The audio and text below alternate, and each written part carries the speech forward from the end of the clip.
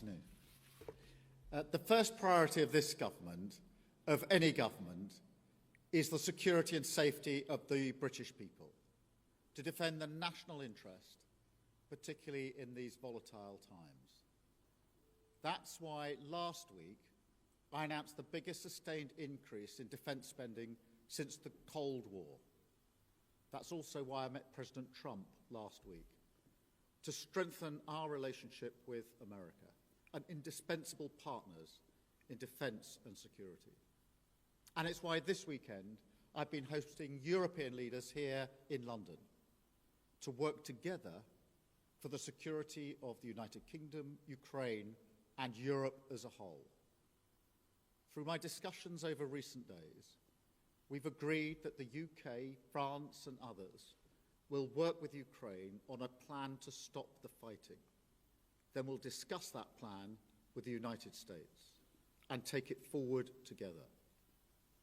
The purpose of today's meeting was to unite our partners around this effort, to strengthen Ukraine and to support a just and enduring peace for the good of all of us.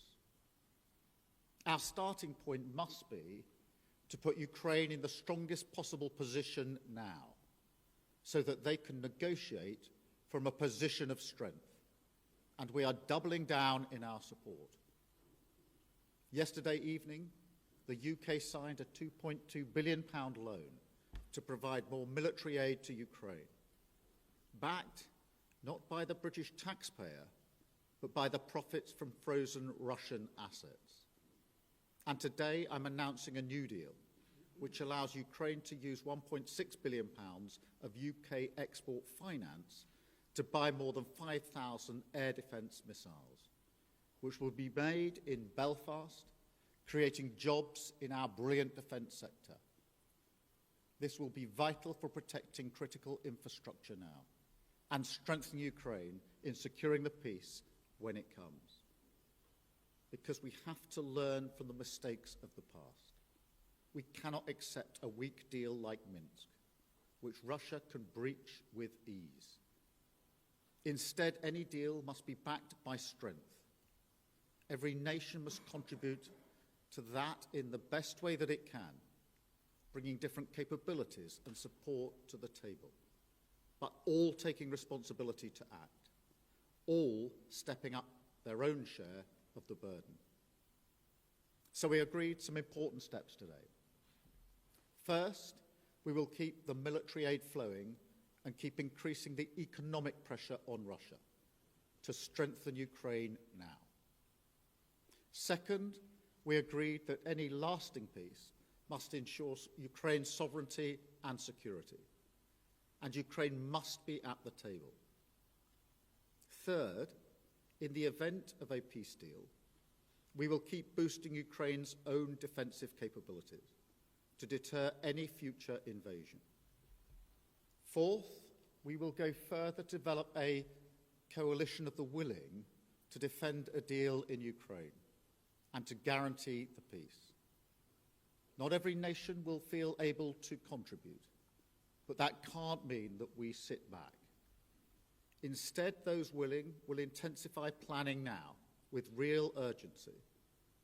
The UK is prepared to back this with boots on the ground and planes in the air. Together with others, Europe must do the heavy lifting. But to support peace in our continent and to succeed, this effort must have strong US backing. We're working with the US on this point after my meeting with President Trump last week. And let me be clear, we agree with the President on the urgent need for a durable peace. Now we need to deliver together. Finally, we agreed that leaders will meet again very soon to keep the pace behind these actions and to keep working towards this shared plan. We are at a crossroads in history today. This is not a moment for more talk. It's time to act, time to step up and lead, and to unite around a new plan for a just and enduring peace. Thank you. I will now take a number of questions, starting, I think, with you, Beth, at Sky. Thank you, Prime Minister. Watching President Trump berate a wartime president and defender of European freedom in the Oval Office said to many people what you've already said in a way, that everything has changed. Given that the US has become an unreliable ally, did you as European leaders discuss the prospect of actually going it alone, and actually what the reality of a US pulling out of this, all of this would mean? Do you think you really do need the US? And if you do you think the coalition of the willing will be enough to bring President Trump back around? Thank you. Well, first, in relation to last Friday, nobody wanted to see what happened last Friday, but I do not accept that the US is an unreliable ally. The US has been a reliable ally to the UK for many, many decades and continues to be. There are no two countries as closely aligned as our two countries, and our defence, our security and intelligence is intertwined in a way no two other countries are. So it's an important and reliable ally for us. The discussions we've had today, particularly the coalition of the willing, is on the basis that this is a plan that we will work with the US, and that it will have US backing. So that is the purpose of the plan, and that is why I spoke to President Trump last night before we developed the work on this plan. Thank you. I've got Robert from ITV. Hi, Robert Pearson, ITV. I want to sort of put to you what will be on the minds of millions of British people. With your commitment in the event of a peace deal to deploy British soldiers to Ukraine, is there now a more real prospect of Britain being at war with Russia? Can you rule that out? The whole point of a guarantee for any deal, or if there is a deal, is to preserve the peace. And if you want to preserve the peace, you have to be prepared to defend the peace. So the reason I've been forward-leaning on this is because I want to avoid conflict, because I do not want conflict in Ukraine, in Europe, and certainly not in the United Kingdom. I want stability in the United Kingdom. The way to ensure that stability is to ensure that we are able to defend a deal in Ukraine, because the one thing our history tells us is that if there is conflict in Europe, it will wash up on our shores. And already in the last 3 years, what's happened in Ukraine has had a massive impact on many working people back here in the United Kingdom, because their bills have gone up, their energy bills have gone up. There's been an instability in our economy caused by that conflict. So we are not unaffected by it. And of course, our own security and defence depends on the defence and security of Europe. So every step I am taking is in order to preserve peace, to avoid conflict, because the safety and security of the British people is my number one duty and responsibility, and I take it very seriously. Thank you. Chris at the BBC. Thank you, Prime Minister. Chris Mason, BBC News. After what happened the other night between Presidents Trump and Zelensky, do you feel a greater personal responsibility alongside President Macron and others for delivering a workable peace? And on the coalition of the willing, as you've described it today, are you persuading more people to join it? Thank you. On the question of responsibility, I do think the United Kingdom should step up and lead. We have done that historically as a nation, and we need to do it again. And that is why we're moving forward on this.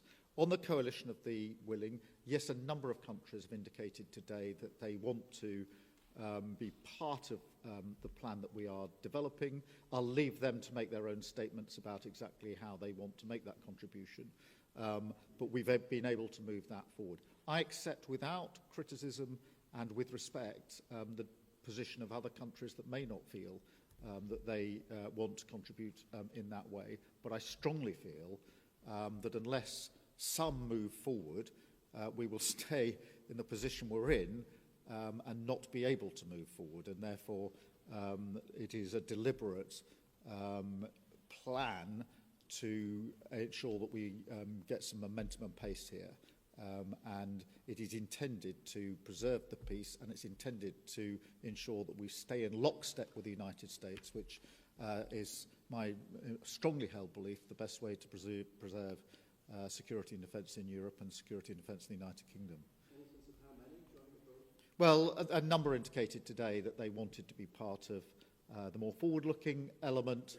I will, rather than speak for them in terms of exactly how they'll make that known and what their contribution will be, I'll leave that to them. But I'm pleased that a number did indicate that they do think that this is a plan worth backing and that they want to play a part in it. And so we've made real progress today in the course of the last few hours.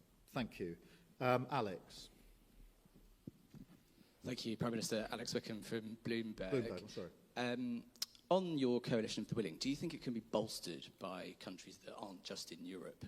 Essentially, we've got Canada represented here today. Do you think you could get countries beyond Europe to join the coalition of the willing, essentially make it almost a transatlantic partnership?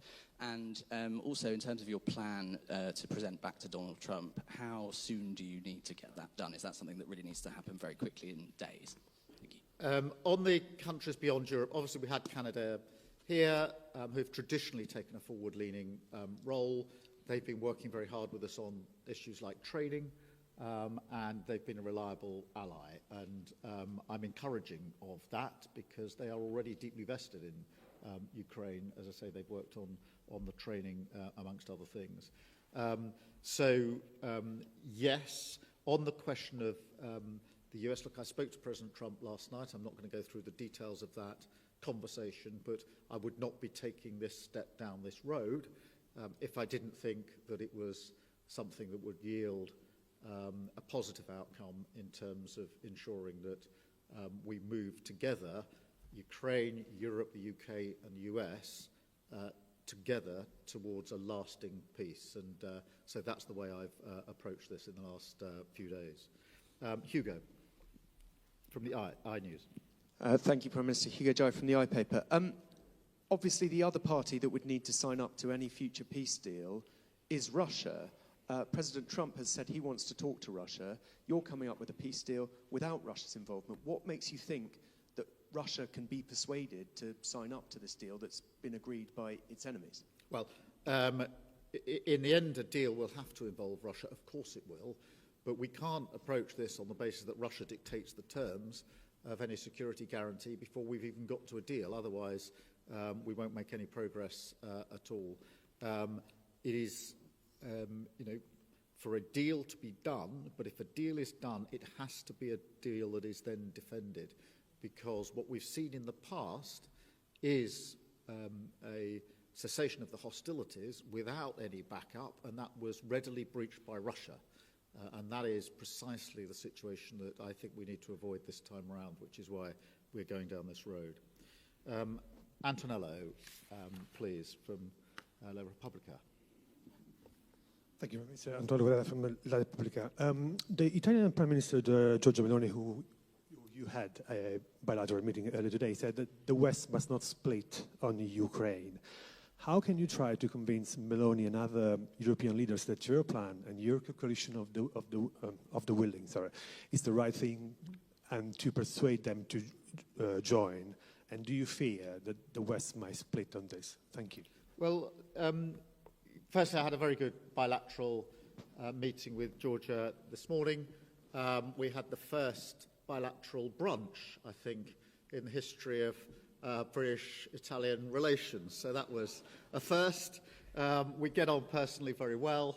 And she's very clear, I don't want to speak for her, but I think her position is well known, that Europe and the US have to stand together, and that bond must always be strong. So there's a huge amount of common ground between the way I see this and the way Georgia sees this, particularly the view that it is important for the security and defence of Italy, of Europe and the United Kingdom, that we work, as we've always worked, closely aligned with the United States. Thank you all very much indeed. Thank you.